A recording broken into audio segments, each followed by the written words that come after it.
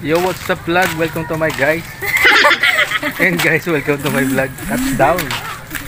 Dito kami ngayon sa Mindoro. Hindi ko na nagawa ng video yung pag-arrive o pagpaplano na punta rito. Pero anyways, nandito tayo. Pupunta tayong sa ilog. Malapit lang dito.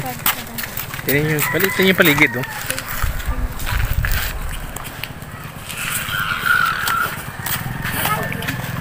Puro puno, buhay probinsya. Yes, touchdown mga kaibigan, hermanos at hermanas.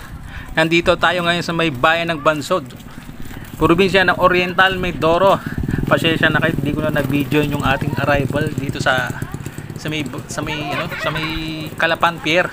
Gawa nga ng, hindi ko maintindihan, hindi naman ako sumakay ng eroplano, but meron akong jet lag, hilong-hilo ako. Tapos bibiyahe pa kami ng bus, 3 hours na biyahe yung bus papunta rito sa Bansod. Diyos ko, sakit ang ulo. Kaya yun, pagdating namin is yun, bagsak ako, bagsak, bulol. Bagsak agad ako. So ito, kagigising lang namin dyan, kagigising, nag-almusal, yun. Tapos dumiretso agad ako dito sa likod ng bahay ng hipot ko. Ha? Eh meron silang swimming pool. Take note, hindi ito yung literal na swimming pool sa Manila yung merong chlorine. Itong swimming pool na ito is natural sa nature. No chemical added. Don't worry, don't panic. It's organic. Ano ba nangyari? Stuck na kayo dyan. Ako mauna. Ako mauna, Sophie. Ito yung daanan dito? Nakakatakot Wala. Simpleng buhay, tapos meron silang natural na swimming pool sa likod ng bahay nila. Pero ito nga mga kaibigan, hermanos, bago ka makarating doon sa swimming pool, pagdadaanan muna itong hirap. Itong palasong na to. Palo na lang kung tag-ulan ito, di napakadulas nito. Ayun, madulas tapos matarik. Siguro kung dito ako gagawan ko to ng hagdan para mas madaling ma-access mo itong pagbaba na to.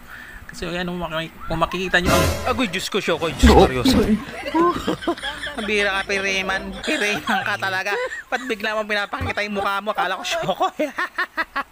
Pero ito na nga, ayun no. Wow! Napakaganda, luntian, masarap sa mata tignan. Grabe, nailaba ka sa loob. Oh, Pireman, Diyos ko. Okay na sana biglang pinakita mo na mukha mo Pero grabe, nailaba ka sa lugar na to. Napakaganda niya. Napakalinaw ng tubig. Wala kang maamoy na amoy malangsa. Alam mo yun, yung pag nando ko sa may pangpang ng sa may sa Manila Bay ba to o sa may Baywalk ng MOA, may naamoy kang masangsang. Dito wala kang maamoy. Talagang hindi man, wala namang amoy pabango, pero yung talagang amoy ng natural na nature. Ang ganda niya, ang ganda. So mga kaibigan, mga hermanos at hermanas, samahan niyo ako at i-appreciate natin itong lugar na to. Yung mga anak mo nandun na, ikaw nandiyan pa.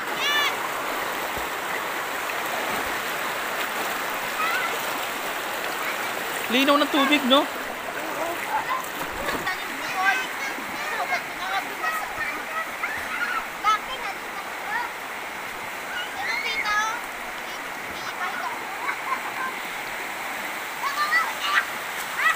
Hermanas, kung naabot ka na sa parting ito, maraming salamat sa iyong panonood. Sana suportahan mo naman ang ating munting page sa pamamagitan ng pag-like at share, at i-follow mo na din yung ating Facebook page kung nagustuhan mo ang video ito. Uli, maraming salamat at iniimbitahan kita sa susunod nating vlog. Ay pupuntahan naman natin yung pamosong Batong Buhaya. At muli, see you around.